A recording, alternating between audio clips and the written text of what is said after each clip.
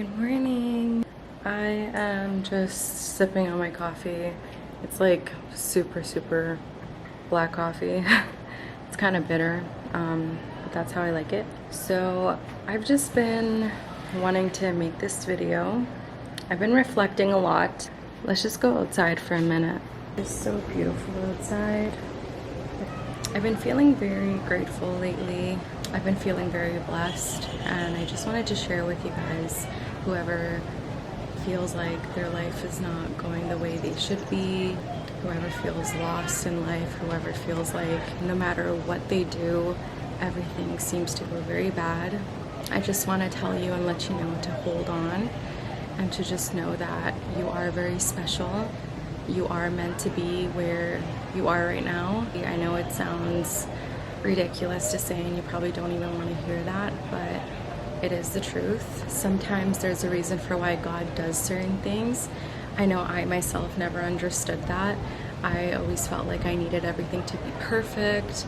I always felt like I needed to be placed in a situation that I felt like I deserved. But that's the thing, God knows why He has you where you are. Probably you need to grow in certain aspects in your life. If you are standing, if you are alive, if you are breathing, you should be grateful for that. And I want to remind you that if you don't feel enough gratitude, just think about these things. You have your health. Health is so important. There is probably someone in the hospital that is begging for all those opportunities that you have right now. So be grateful for that. Be grateful that you're standing. Be grateful that you're alive, that you're breathing, that your health is okay. And maybe your health isn't okay, but just know that you breathing and being alive, that's enough. That is enough. Be grateful that you can read and you can write. 773 adults in the world that cannot read or write. And I know this because I have a lot of family back home, especially the elders, that don't know how to read or write. They never got the opportunities for that. There was so much poverty and war that happened back then that stopped them from that opportunity of learning to read and write. You have eaten today and you will not go to bed hungry tonight. There is 828 million people, about 10% of the global population, regularly go to bed hungry. And if you think about it, that's actually quite sad. Sometimes we don't even think about, oh, you know what, I got to eat today. I'm not going to bed hungry. I'm not starving. My stomach is full. I am happy. But we have so much problems around us that we concentrate and focus on rather than being grateful that we ate.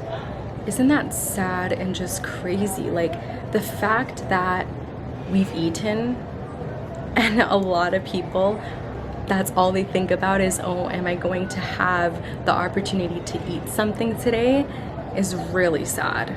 Thank God that you have something to eat in your belly, that you have eaten today. And that's a miracle itself. This is something super simple and something that may shock a lot of you, but you woke up today. You woke up. You got to experience another chance of life, another day granted from God. You got to experience that. You got the opportunity to live that again. Another day. Not a lot of people get to live that. There's certain people that actually die and pass away in their sleep. They never get to experience another day of life.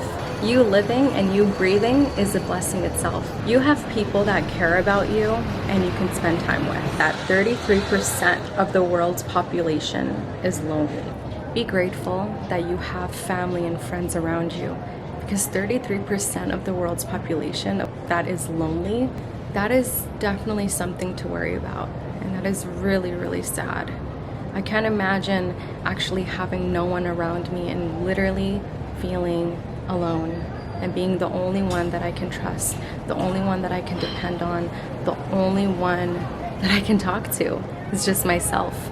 But having God is the only way that will get you through all of that. So if you are alone and if you are somebody that doesn't have family, doesn't have friends, probably doesn't have people that love you or respect you, I would feel lonely, I would be upset, but having God and having someone to depend on and give all my worries and cast all my worries to God, that's amazing on its own. That is so beautiful. That brings so much peace within me, knowing that I don't have to worry about anything and I don't need to do this alone. So just know that you're not alone, and know that you don't need to do this alone. You have a roof over your head. About 2% of the world's population is homeless. Look around you. If you have a roof over your head, if you had food to eat, if you have a bed, even if you have one little roof over your head, maybe your house isn't perfect. And you know what? No house is perfect. My house isn't perfect, but at least I have a roof over my head. At least I have water. At least I have food. At least I have certain things that sometimes you don't think about, because all you want is just more things and things and things. And you want luxury things. You want to experience this. You want to experience that. You want jewelry. You want clothes. You want... That's things that are very unnecessary if you think about. But if you honestly think about the littlest things that you have in life, you won't really feel horrible about not having this set of clothes or that type of jewelry or this experience.